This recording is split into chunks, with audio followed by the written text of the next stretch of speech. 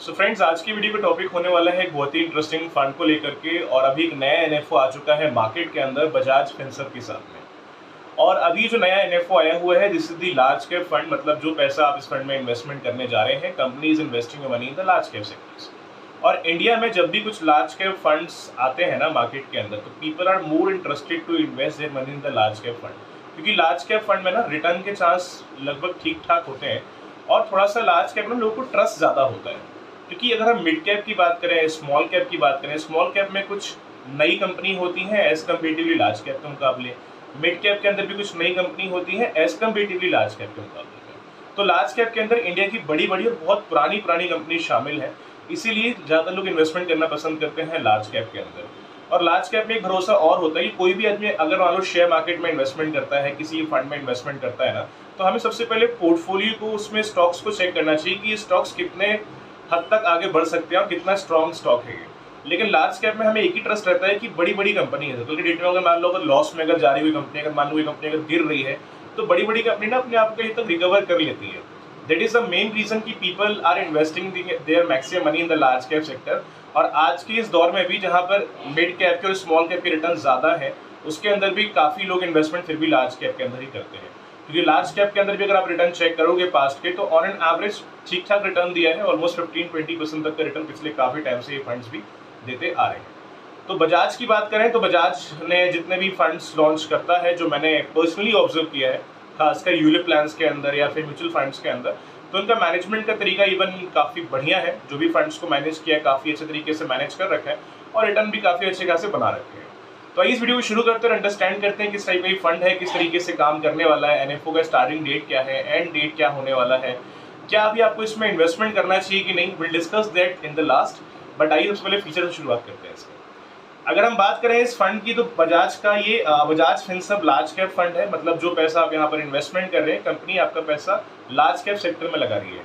India की जो large cap company में जो इंडिया की बड़ी बड़ी कंपनीज हैं, वो लार्ज कैप के अंडर आती हैं। जैसे आपका इन्फोसिस हो गया, एचडीएफसी बैंक हो गया, रिलायंस इंडस्ट्री हो गया, या इसके अलावा मल्टीपल और भी कंपनी, लार्सन एंड टूब्रो हो गया, जिसमें आपका पैसा आज के डेट में लार्ज कैप कंपनीज में इन्वेस्टमेंट किया जा रहा है। तो कंपनीज होने वाली यहाँ पर इंडिया की बहुत बड़ी बड़ी और बहुत पुरानी पुरानी।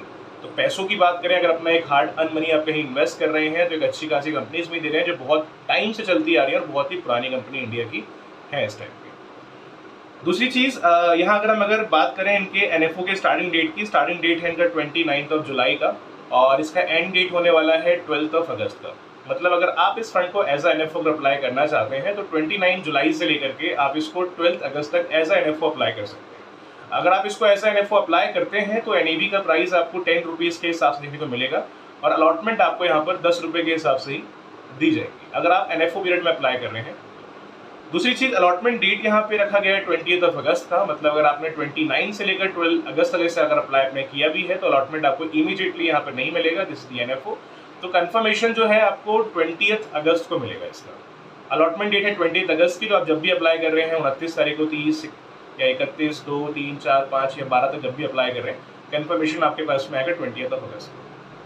दूसरी चीज, एक्सपेंस रेशियो की अगर बात करें, तो गाइस ऑब्वियसली एनएफओ है, तो एनएफओस में कई बार कंपनी स्टार्टिंग में मोस्टली एमएफ में नहीं बताती है पहले ही क्या एक्सपेंस रेशियो है।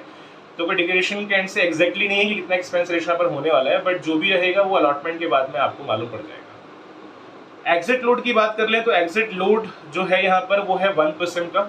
हमने इसके पहले एसबीआई का रिव्यू किया था, वहाँ पर जैसे एग्जिट लोड 1% वहाँ भी था, जहाँ पर हम एक साल में अगर विड्रॉ करते हैं फ्रॉम द अलॉटमेंट डेट, तो वहाँ 1% था। यहाँ पे 6 महीने का स्लैब रखा गया है।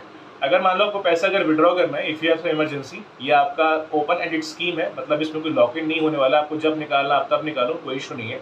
लेकिन इसमें एक कंडीशन ये है कि अगर आप अलॉटमेंट डेट से लेकर के विदिन 6 मंथ में अगर पैसा विड्रॉ करोगे, तो आपको यहाँ पर 1% का एग्जिट लोड पे करना पड़ेगा। तो ट्राई ये करना गाइस कि थोड़ा सा आप उस अलॉटमेंट डेट से लेकर 6 महीने बाद ही निकालें अगर नीड पड़े। मेरा रिकमेंडेशन पहला तो है कि थोड़ा सा लॉन्ग टर्म इन्वेस्टमेंट कहीं भी करो, कहीं पर भी आप पैसा डालते हो ना, थोड़ा सा लॉन्ग टर्म के हिसाब से करो, क्योंकि लॉन्ग टर्म के हिसाब से मार्केट काफ़ी पोटेंशियल है और काफ़ी लोगों को पहले भी रिटर्न अच्छा बना कर दिया है। और आज भी बड़े बड़े इन्वेस्टर्स हैं जो कहते हैं कि अगर आपको इन्वेस्टमेंट करना है मार्केट में, तो try to go for a long term. ठीक है, तो ये एक्सेस नोट यहाँ पर होने वाला है। दूसरी चीज़, अगर टैक्सेस की बात करें, तो यहाँ पे एलटीसीजी भी है, एसटीसीजी भी है। उस पर मैं पूरा इन्फॉर्मेशन नहीं देने वाला हूँ, बिकॉज वीडियो खिंच जाएगा बहुत लंबा। तो 2-5 मिनट निकाल के एक बार आप जब गूगल पे जाइए what is LTCG, STCG and how it working, क्योंकि नए रूल के हिसाब से अभी जो रेट्स बढ़े हैं आप लोगों ने काफ़ी देखेंगे, जो पहले 10 था वो 12.5 हो गया 12.5, और जो पहले short term capital gain tax आपका 15 था वो 20% हो गया, और LTCG 12.5 कर दिया है। उसमें भी एक अमाउंट होता है साल के एक फाइनेंशियल में, अगर वो अमाउंट इंक्रीज हो वो सारी चीज़ें, but I not discuss that thing in the same video, क्योंकि वीडियो थोड़ी सी लंबी चली जाएगी।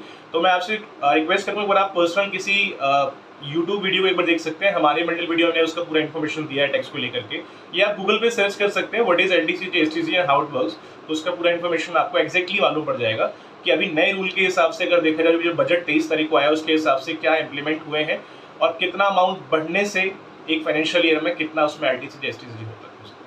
फिर भी कुछ अगर डाउट आता है इसके रिगार्डिंग आप क्वेश्चन रेज कर सकते हैं, I don't worry, I will give the answer as soon as possible, ठीक है।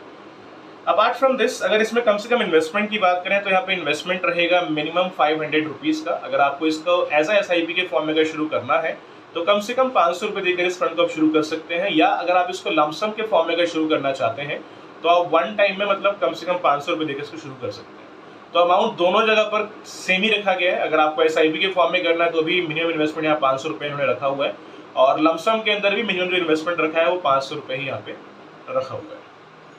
अपार्ट फ्रॉम दिस, सबसे इंपॉर्टेंट चीज़ इस टाइम पे ये है कि अगर हम इसमें अप्लाई करने का भी प्लान कर रहे हैं तो हमें अप्लाई करना चाहिए कि नहीं, अप्लाई करना चाहिए कि नहीं, कि पहले एक क्वेश्चन ये आता है कि हमें इसमें अप्लाई क्यों करना चाहिए।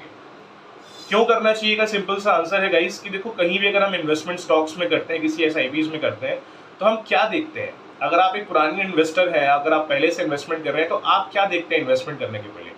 हम यही देखते हैं मार्केट के अंदर कि मैं जो स्टॉक्स परचेज करने जा रहा हूँ, जो फंड परचेज करने जा रहा हूँ, उसके अंदर जो सेक्टर है, जो कंपनीज है, वो कितनी डिमांडेबल रहेंगी, राइट। तो आज हम डिस्कशन कर रहे हैं लार्ज कैप का। लार्ज कैप के अंदर इसमें ऑलरेडी बताया है कि इंडिया की बड़ी बड़ी कंपनी शामिल है जहां पर पैसा आपका लगाया जा रहा है।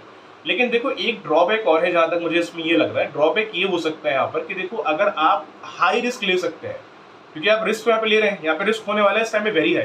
तो मैं इन्वेस्टमेंट करने के पहले आपको ऑलरेडी बताना चाहूंगा यहाँ पे रिस्क है वेरी है। तो इन्वेस्टमेंट करने के पहले तो अब ये अंडरस्टैंड करो जितना इसमें रिस्क अवेलेबल हो उतना आप रिस्क ले सकते हैं कि नहीं। तो रिस्क है यहाँ पर very high. Apart from this, अगर आप वेरी हाई अगर रिस्क ले ही रहे हैं तो क्यों ना हम मिड कैप के अंदर इन्वेस्टमेंट करें, स्मॉल कैप में इन्वेस्टमेंट करें। हाँ, वहाँ पे इसके मुकाबले रिस्क और हाई लेवल का रहेगा, पहले बता रहा हूँ, क्योंकि वहाँ पे इंडिया की एक तरीके से नई ज़्यादा कंपनी तो नहीं बोलेंगे, मतलब लार्ज कैप के मुकाबले नई कंपनी वहाँ पे है, ठीक है। और स्मॉल कैप में थोड़ी छोटी छोटी कंपनीज होती हैं जो पिछले कुछ टाइम से चलती आ रही हैं, मतलब अच्छे अच्छे नाम है। अगर ऐसा नहीं कि स्मॉल कैप है तो कल कोई कंपनी लॉन्च हुई है, वो कंपनी बहुत टाइम से, लेकिन एक लार्ज कैप के मुकाबले इस टाइम पे छोटी कंपनी है देखा जाए तो अगर आज के डेट में स्मॉल कैप और मिड कैप में ना रिटर्न के चांसेस अगर आप देखोगे तो ऑन एन एवरेज 25%, 30%, 20% के रिटर्न आराम से निकल के आ रहे हैं। तो अगर आप हाई रिस्क ले रहे हैं, आपका अगर मोटो है कि मुझे बहुत हाई रिस्क लेना है, मुझे रिस्क में कोई दिक्कत नहीं है और मुझे रिटर्न बढ़िया बनाना है, तो मिड कैप स्मॉल कैप से थोड़ा सा रिटर्न इसका कम हो सकता है।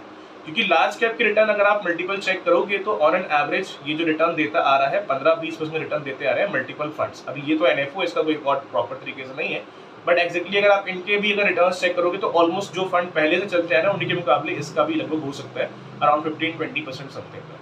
तो पोटेंशियल है। अगर आप थोड़ा सा एक बेस्ट कंपनी में, थोड़ा सा स्ट्रॉन्ग कंपनी में जाना चाहते हैं तो लार्ज कैप भी कोई बेटर ऑप्शन, ऐसा नहीं कोई बेटर ऑप्शन नहीं है, जिससे तो बेटर ऑप्शन अगर आप लॉन्ग टर्म के हिसाब से अगर जा सकते हैं लार्ज कैप में, अगर इन्वेस्टमेंट कम, थोड़ा सा अगर आपको रिस्क कम चाहिए है स्मॉल कैप मिड कैप के मुकाबले, so I think this option can be the better option for you. Best companies हैं तो ग्रोथ पोटेंशियल यहाँ पे काफी अच्छा खासा रहेगा।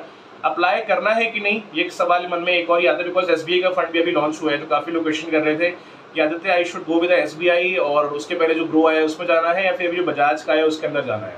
तो गाइस देखिए, एक बताऊँ आपको, डिसीजन जो है वो आपका रहेगा कि मुझे किस फंड में जाना है। ये कोई रिकमेंडेशन वीडियो नहीं है, क्योंकि हर किसी की प्रोफाइल अलग अलग होती है। किसी का सपना है कि मुझे गाड़ी लेनी है 4 साल 5 साल के बाद, मुझे घर लेना है, मुझे शादी करना है ना, मल्टीपल चीजें होती हैं और उस सपने के हिसाब से हम लोग अपने इन्वेस्टमेंट्स को स्टार्ट करते हैं। तो हर एक इन्वेस्टमेंट के अंदर उनके क्राइटेरियाज, उनका पोर्टफोलियो, रिटर्न बनाने का तरीका सब कुछ अलग रहता है। तो ये आपको डिसाइड करना है कि जो अमाउंट आप इन्वेस्ट कर रहे हैं, जितना इनमें रिस्क अवेलेबल उतना आप रिस्क ले सकते हैं कि नहीं, और आप कितना लेवल का रिस्क ले सकते हैं वो आपको डिसाइड करना होगा। क्योंकि you are investing your hard and money, आपका प्रोफाइल अलग है, आपकी थिंकिंग क्या है इन्वेस्टमेंट को लेकर वो आप जानते हैं, वो मैं नहीं जानता। तो एक बार 10-20 मिनट निकाल करके मेरा आपसे रिक्वेस्ट ये है कि एक बार अपना जो पोर्टफोलियो है एक बार आप उसे अंडरस्टैंड करिए, कितना अमाउंट आप लगा सकते हैं, और जो अमाउंट आप लगा सकते हैं उस पर आप इतना रिस्क ले सकते हैं कि नहीं, जितना रिस्क यहाँ पे अवेलेबल है ले सकते हैं तो ही इन्वेस्टमेंट करिएगा। कुछ भी अगर डाउट अगर आता है रिगार्डिंग दिस फंड और एनी फंड, अपना प्लीज क्वेश्चन आप रेज करिए कमेंट में, try to give the answer as soon as possible guys. बाकी फंड जहाँ तक मुझे लगता है ठीक हो सकता है, बिकॉज एज अ इन्वेस्टर अगर मैं पैसा अगर आज के डेट में अगर इस फंड में अगर इन्वेस्टमेंट करना चाहूँ तो मैं इन्वेस्ट कर सकता हूँ। हालांकि मैंने लार्ज कैप मल्टीपल इन्वेस्टमेंट कर रखी है ऑलरेडी, तो मैं लार्ज कैप में अभी तो कोई इन्वेस्टमेंट करने के मूड में भी हूँ नहीं, because I mostly invest money in the mid cap and small cap sectors, तो थोड़ा सा मैं रिस्क ले सकता हूँ वेरी हाई, ठीक है, क्योंकि रिटर्न थोड़ा सा पोटेंशियल वहाँ पे अच्छा है। बट ऐसा भी नहीं है कि मैंने लार्ज कैप बिल्कुल नहीं लिया है। हमेशा ये चीज़ गलत है कि अगर अपना पैसा आप एक ही सेक्टर में डाल रहे हैं, try to diversify money in the multiple sector. बाकी आई थिंक जहाँ तक मुझे लगता है this is the better option जिन लोगों को लार्ज कैप में इन्वेस्टमेंट करना है। बाकी फिर भी अपने एंड से आप अंडरस्टैंड करिए कि जो आपका प्रोफाइल है उसके हिसाब से आपको इसमें जाना चाहिए कि नहीं, जो इसमें कंडीशन है अगर आपको समझ में आती है तो ही आप इसमें इन्वेस्टमेंट करिए। तो गाइस आई होप वीडियो आपको काफी हेल्पफुल रहा होगा। फिर भी कुछ अगर डाउट है क्वेश्चन आप रेज करिए in the comment box, I try to give the answer as soon as possible. Thank you very much.